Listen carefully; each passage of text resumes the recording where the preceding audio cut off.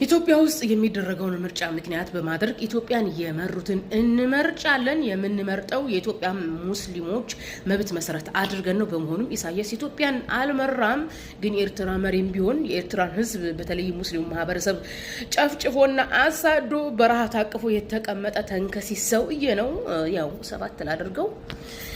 ኦኬ አቡቻ በመላ ከኢትዮጵያ የነገስታቱ መሪ በተሻለ የኢትዮጵያ ሙስሊም መብቱ ጥሩ ነው። በዚህ ሰዓት ሙስሊሙ ተለይቶ እየተበደለ አይደለም። ብሔር ሃይማኖት ሳይለይ ኢትዮጵያ ውስጥ በጣም መበደል አለ። በዚህ ሰዓት እንግዲህ የአብይ መንግስት በዚሁ የሚቀጥል ከሆነ ያው ምርጫውን አሸንፎ በእርግጥ ያው ያሸንፋል። ምክንያቱም የኢትዮጵያ ህዝብ ስለ ፖለቲካ ፍልስፍና ስለማያውቅ ያው አብይ ነው የሚመርጠውና ማሸነፋችሁ ስለማይቀር ግን ስርዓታችሁ አስተካክሉ ላለውኝ ያው ሙስሊሙ ተነጥሎ ተበደለ አይባልም። ሁሉም እየተበደለ ነው። ግን ከአጼው ስርዓት በተሻለ የኢትዮጵያ ሙስሊሞች መብት በዚህ ሰዓት የተሻለ ነው ብዬ እገምታለሁኝና በነገራችን ላይ በዚህ ስርዓት ውስጥ ያሉ በቃ ሚሊሻ ገደለ ሲባል ነው የምሰማው። ስልጣናቸውን ተጠቅመው ህዝብን የሚበድሉ አሉ። በነገራችን ላይ ይህን ታሪክ ስሰማ የደርግ ጊዜ ባለስልጣናት ናቸው ትዝ ያሉኝ። ደርግን እንዲወድቅ ያደረጉት ደርግ የሾማቸው ባለስልጣናት ህዝብን እየበደሉ ነው ሲባል ሰምቻለሁኝና በዚሁ መቀጠላችሁ ካልቀረ ብልጽግናዎች የምትሾማቸውን ሰዎች እዩ። በተለይ ሚሊሻዎች አብልተዋል። እኔ በሆነ ወላሂ 40 ነበር የምገርፋቸው እና ጥንቃቄ ይደረግ ነው የምለው። ያው ባቡቹም በአንዳንድ መሪዎች ዘመን ሙስሊሞች መብት አግኝተዋል። ግን ሙስሊሞችን የሚበድሉት የአጼው ስርዓት ናፋቂዎች ናቸው። ኤኒዌይስ ከሌላው ነገስታት አኳያ አቡቹን ሶስተኛ ነው የማደርገው። ኦኬ ዘውዲቱ ያው እንግዲህ ዘውዲቱ በነገራችን ላይ ዘውዲቱን ያነገሱት የሸዋ መኳንንትና ኦርቶዶክስ ተዋሕዶ ቤተክርስቲያን ናቸው። ልጅ ኢያሱን ፈንግለው ነው። ልጅ ኢያሱ በኢትዮጵያ ላይ 3 አመት ነግሷል። ነገር ግን ንጉስ ነገስት ያልተባለበት ትልቁ ምክንያት ምንድነው? አንድ ንጉስ በኢትዮጵያ ንጉስ ነገስት ለመባል የግዴታ የኦርቶዶክስ ተዋሕዶ ቤተክርስቲያን እውቅና ልትሰጠው ይገባል። ቤተክርስቲያኒቱ ለኢያሱ እውቅና አልሰጠችውም። እንደውም በዚህ ራንክ ውስጥ ራሱ አልተካተተም። ቢካተት ልጅ ኢያሱን አንደኛ ነው ማድረግ። ምክንያቱም ኢያሱ የኢትዮጵያ ሙስሊሞችን እንደ ኢትዮጵያዊ ቆጥሮ መብታቸውን ለመስጠት የሞከረ ስለሆነ ነው። በልቡ እስልምናን ተቀብሏል በማለት የሸዋ መኳንንቶች ከንግስናው ላይ ፈንቅለው ዘውዲቱን ያደረጉት ማለት ነው። እንደው ምን እንደምመኝ ታውቃላችሁ? የሸዋ መኳንንቶች እንደቀጠፉት ሁሉ በልጅ ኢያሱ ልብ ውስጥ የጎመን ዘር ቅንጣት ታክል እስልምና ካለው ወይም ሙስሊም ከሆነ አላህ እንዲያዝንለት እመኛለሁ። ይዞር አላህ ነው የሚያውቀው። ያው አልሰለመም ተብሎ ነው የሚነገረው። በዚሁ አጋጣሚ የልጅ ኢያሱ ዘር ማንዘሮች አሉ። ባላችሁበት ሰላማችሁ ይብዛ ነው የምለው። ኤኒዌይስ ያው ዘውዲቱ ከኋላዋ የሸዋ መኳንንት ነው ያለው። 4 ቁጥር ነው የማደርጋት። ኦኬ አጼ ኃይለ ሥላሴ በጣም እርጉም ሆነ መሪ ነው። እንደውም ኢትዮጵያ የክርስቲያን ደሴት ናት የሚል ፍልስፍና በሱ ጊዜ ነው የወጣው። ረጅም ንግስናን የነገሰው አጼ ኃይለ ሥላሴ ነው። በነገራችን ላይ በሱ ዘመን ኦርቶዶክሶች አንደኛ ደረጃ ዜጋ ናቸው፣ ሙስሊሞች ሁለተኛ ደረጃ ዜጋ ናቸው። ርስት ማግኘት አይችሉም፣ መማር አይችሉም። ስለዚህ በኢትዮጵያ ሙስሊሞች በባህል ሳይቀር፣ በቋንቋ ሳይቀር፣ በሃይማኖት፣ በፖለቲካ፣ በኢኮኖሚ፣ በማህበራዊ እንዲገለሉና ጥቅም እንዲያገኙ ያደረገ ሰው ነው። ኢቭን ተምሮ እንኳን ስልጣን ለማግኘት አስባችሁታል? ኦርቶዶክስ መሆንና ስም መቀየር አለበት። መሐመድ ምናምን የሆነ አስኮላ ገብቶ መማር አይችልም። እንዴት ነው መሐመድ አህመድ ተብለ ትምህርት ቤት ሀሆ የምትቆጥረው ብሎ የሚከለክል መናጢና ከይሲ የሆነ ሰውዬ ነው አጼ ኃይለ ሥላሴ ማለት ነው። በወሎ ረሃብ ሲነሳ የአጼ ኃይለ ሥላሴ መንግስት እውቅና አልሰጠም። የተባበሩ መንግስታት ድርጅት እርዳታ እንዳያደርግ፣ ምክንያቱም የወሎ ህዝብ ሙስሊም ስለሆነ በረሃብ ይለቅ የሚል ውሳኔ ወስኖባቸው ማለት ነው። በጣም በርካታ በደሎችን ነው የበደለው አጼ ኃይለ ሥላሴ ከሌሎቹ ነገስታት አንጻር ማለት ነው። በመሆኑም 9 ነው የማደርገው።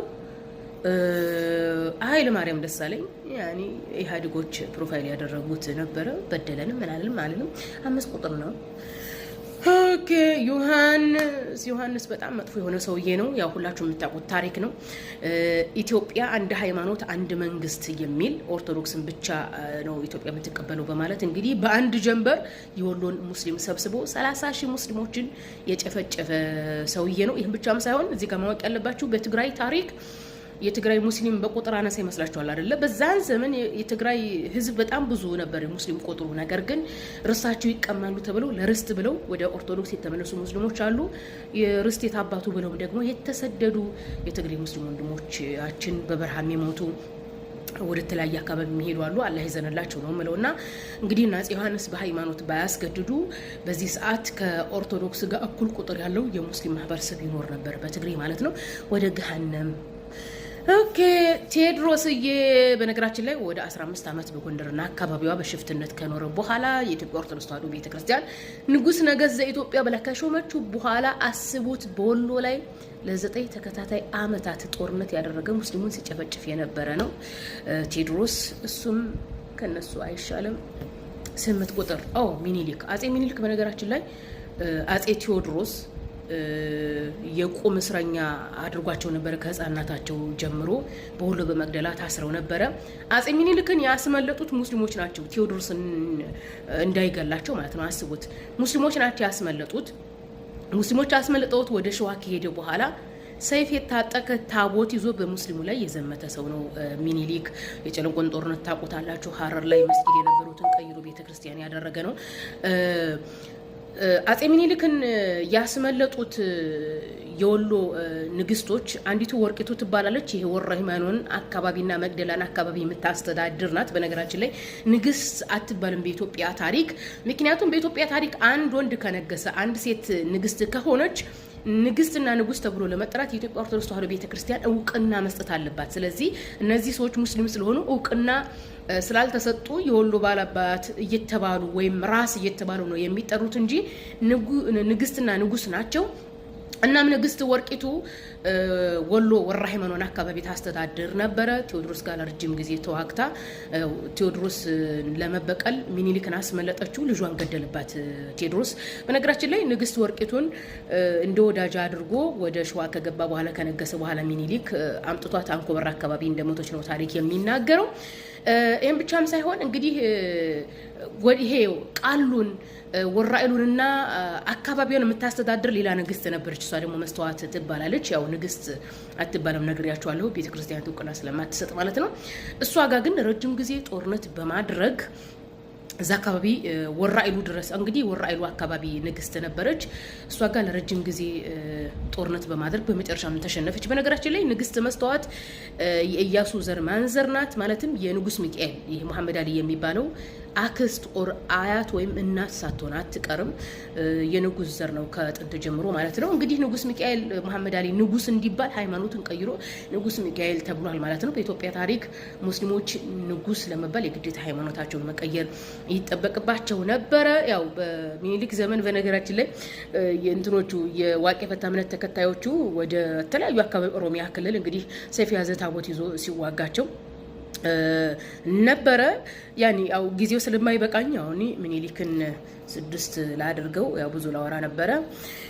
እሺ መለስ ያው በመለስ ጊዜ ሙስሊሞች ያው ጥሩ መብት ነበራቸው። ሃይማኖታቸው መስበክ ምናምን ጀምረው ነበረ። ነገር ግን አህባሽ የተባለ የጀህሚያና የሙዕተዚላ ጅራት በማምጣት ሙስሊሞችን ለመረበሽ ሞከረ። ሙስሊሞች ማለቀሱ ዱዓ አደረጉ። ዱዓቸው ተቀባይነት አግኝቷል። ያው 2 ቁጥር ነው የማደርገው ሙስሊሞች የተሻለ መብት ስላገኙ ማለት ነው።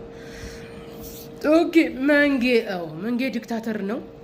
ብዙ ህዝብ ገድሏል። ሲጀመር መንግስቱ ነው ስልጣን ይዞ የማይገል የለም። ሆነም ግን ሙስሊሞች ለመጀመሪያ ጊዜ ኢትዮጵያዊነት የተሰማቸው እኩልነት ብለው መጠየቅ የጀመሩት በመንጌ ሰዓት ስለሆነ አንደኛ ነው የማደርገው። ሙስሊሞች መብት ማግኘት ከጀመሩበት አያይዤ ነው የመረጥኩት ማለት ነው። ብልጽግና ወንጌል አይደለም። አሜሪካኖቹ ስልጣን ይነሱኛል በእነሱ ትእዛዝ ለማስመሰል ነው ጴንጤነትን የውሸት ብልጽግናን ያጠናው። ከስህተቱ መማር የማይፈልግ ህዝብ ቢኖር የኢትዮጵያ ኦርቶዶክስ ህዝብ ነው። በተለይም ኦርቶዶክስ ካህናት፣ ቀሳውስትና መነኮሳት ማለት ነው። በኢትዮጵያ ገዢ የሆኑ መንግስት ስልጣን ላይ የወጡ ሰዎች ባክግራውንዳቸው ሙስሊም ቤተሰብ ያላቸው ሰዎች በኦርቶዶክስ ቤተክርስቲያን ውስጥ ያሉ ካህናት፣ ቀሳውስትና መነኮሳት ሁልጊዜ ይጠረጥሯቸዋል። ልጅ ኢያሱ ብቻ እንዳይመስላችሁ። በጎንደር ቤተ መንግስት ውስጥ እስከ 100 ዓመት የሚጠጋ 70 እና 80 እስከ 90 ዓመት የሚጠጋ የየጁ ስርወ መንግስት መስራቾች ኦሮሞዎቹ የየጁ ኦሮሞዎች ወረሸህ የሚባሉት በዛ ቤተ መንግስት ለስልጣን ብለው ከእስልምና ወደ ኦርቶዶክስ ገብተው እስከ 90-80 ዓመት ሲቆዩ ዘውድ አልተጫነባቸውም፣ ንጉስ ነገስት አልተባሉ። ምክንያቱም በትግራይ የተቀመጡት የኦርቶዶክስ ቤተክርስቲያን ቀሳውስትና መነኮሳት እነዚህ ሰለምን ያሉት ለስልጣን ነው በሚል የቤተክርስቲያን የስልጣን ቅባት አልቀቧቸውም። ለዛ ነው ራስ አሊ፣ ራስ ጉግሳ፣ ራስ ኢማም የተባሉት ጎንደር ፋሲል ቤተ መንግስት ውስጥ እስከ 90 ዓመት ድረስ ቆይተዋል። ሲጠረጥሯቸው ነበረ። ነገር ግን ሲሞቱ በተለያየ ቤተክርስቲያን ውስጥ ነው የተቀበሩት። ኦኬ ከዛ እንኳን ትምህርት አይወስዱም የኢትዮጵያ ኦርቶዶክሶች። ልጅ ኢያሱ ብቻ እንዳይመስላችሁ። ልጅ ኢያሱ 3 ዓመት አገር ሲመራ 6 ዓመትም የሚሉ አሉ። የንግስና ዘውድ ያልደፉበት ባክግራውንዱ ሙስሊም ነው በሚል ጥርጣሬ ነው። ነገር ግን ኢያሱ ሲሞት የሆነ መስጊድ አልተቀበረም። ያኒ የት እንደተቀበረ ባይታወቅም ያኒ ሙስሊም አልነበረም። ከዛ ትምህርት ራሱ አይወስዱም። አብይ ገና ለገና የጅማ ሰው ነው ተብሎ ይኸው ጴንጤ አይደለም ምናምን እያሉ ነው። አብይ ግን ጴንጤ የሆነ ሰው ጭራሽ አሜሪካኖቹ የአፍሪካ ቀንድ ሀገራት ላይ ትልቅ የፕሮቴስታንት ሀገር ይመሰርትልናል ብለው አረቦቹን እንደዚህ የሚያንቆላልጩበት ራሱን የቻለ ኢቫንጀሊስት አይሁዳዊ ክርስቲያን ነው። አይሁዳዊ ጴንጤ ነው። አብይ ይመጡና አብዩ አብያ ነው። በነገራችን ላይ በዚህ ሰዓት ማለት ነው ባለፈ አላያችሁም? የአማራ ክልል ላይ ያሉት ኦርቶዶክሶች እነፋኑ አብይ ቤተክርስቲያኒቱን አቆሽሿታል ሲል አልሰማችሁም? መግደል ያጸድቃል ምናምን ሲሉ እንደውም ቪዲዮም ላሰማችሁ። ይሄ ትግል ገድለም የሚጠቅበት ነው። ለምን ቤተክርስቲያን ቆሽሻለች፣ ሀገር ፈርሳለች። ቤተክርስቲያን አብይ አህመድ ሻክሞበት እንደሰማችሁት ለኦርቶዶክስ ብለው የሚገሉት ለማጽደቅ ነው። ምክንያቱም አብይ ቤተክርስቲያኒቱን አቆሽሿታል። ቤተክርስቲያን አቆሽሿል ብሎ ማለት በኢትዮጵያ ስልጣን የሚይዘው አካል ኢትዮጵያን የሚመራው አካል ኦርቶዶክስ ቤተክርስቲያን ናት ስልጣኑን የምትቀበለት። ለምሳሌ ደብረጽዮን የትግራይ ቤተ ክህነት ያኔ ስልጣኑን ቀብታለታለች። ያኔ የአማራ ክልል ቤተ ክህነት ማንን እንደቀባ ባናቅም አሁን ከአብይ ደብረጽዮን ነው ንጉሱ፣ የኢትዮጵያ ንጉስ። ለኦርቶዶክሶቹ ተቀባይነት ያለው ደብረጽዮን ነው እንጂ አብይ አይደለም። ምክንያቱም አብይ አንደኛ ኦርቶዶክስ ቤተክርስቲያን እውቅና አልሰጠችውም። ንግስናውን ያኔ ስልጣኑን ቀብታ ዘውድ አልደፋችበትም። ያኔ እንደዛ ነው የሚያስቡት። ኦኬ እና ተቀባይነት የለውም። አሁን እንግዲህ የአብይ እንትን ማለት ነው አገዛዝ ያኔ ንግስናው ማለት ያኔ መሪነቱ ማለት ነው።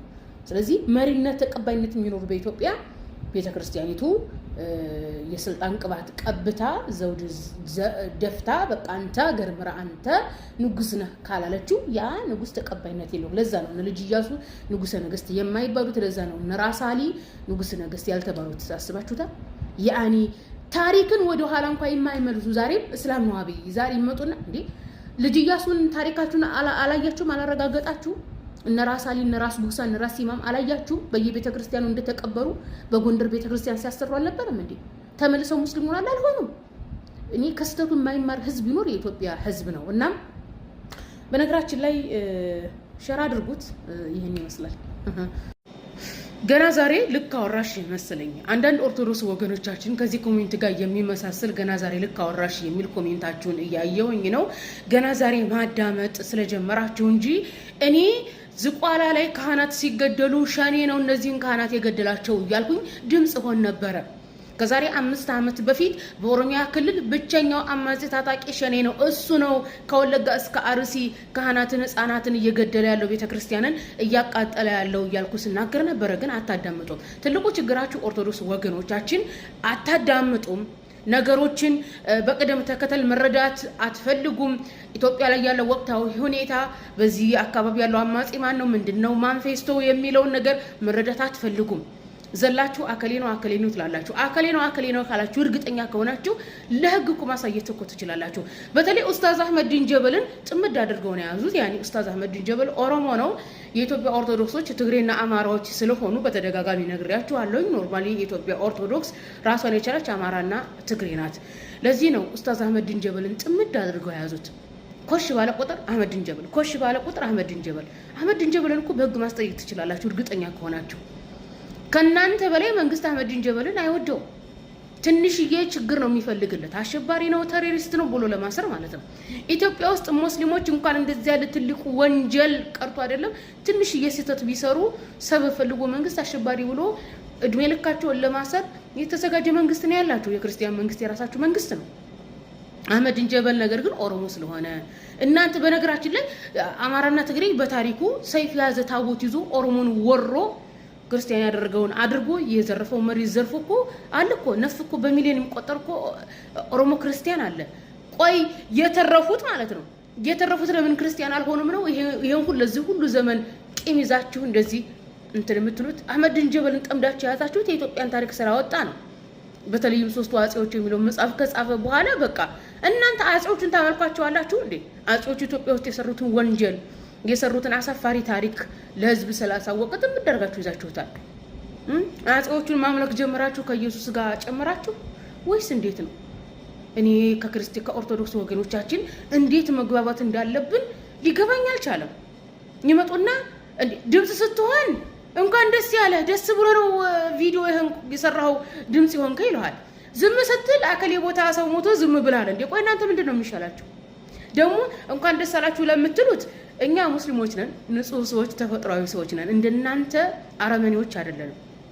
ደስ አላችሁ የሚለውን ነገር በሙስሊሙ ማልቀስ በሙስሊሙ ሞት የምትደሰቱት እናንተ ስለሆናችሁ በውስጣችሁ ያለው እና ያወጣችሁት ምንድነው ሆድ ያባውን ብቅል ያወጣዋል እንደሚለው ይችን በዚህ ሰሞን ሰክራችሁ በስካር መንፈስ ተነፈሳችሁት። ኦኬ ለሙስሊሙ ማህበረሰብ እንኳን ቤተ እምነት ሲከለከል በዓሉ እንዲያከብር ሲከለከል ሲሞት እንዳይቀበር ሲከለከል እንደ ሰውኛ እንኳን ኢትዮጵያውያኖች ናቸው ብላችሁ ድምጽ እንኳን መሆን አልቻላችሁም። ተደሰታችሁ። ኦኬ የአክሱም አምባገነኖች ሙስሊሞች መብታቸውን ሲነጥቁ ደስታችሁን ስትገልጹ ነበር። እኛ ግን ማንም የሰው ልጅ እንዲበደል አንፈልግም። እንኳን የሰው ልጅ እንስሳ በግፍ እንዲገደል አንፈልግም። ዛሬም ቢሆን በየትኛውም የኢትዮጵያ ክልል የሰው ልጅ አይበደል፣ ፍትህ ለሰው ልጅ እንላለን። ነገር ግን የኢትዮጵያ ፍትህ እንዲመጣ ከተፈለገ ኦርቶዶክሶች አመለካከታችሁን አስተካክሉ። ለአማጺዎች በቀኝ እጃችሁ ወርቅና ገንዘባችሁን እየሰጣችሁ የጦር መሳሪያ አትግዙ። የጦር መሳሪያ መግዛታችሁን ስታቆሙ ኢትዮጵያ ሰላም ትሆናለች። ማንም ይግዛት ማንም ማለት ነው።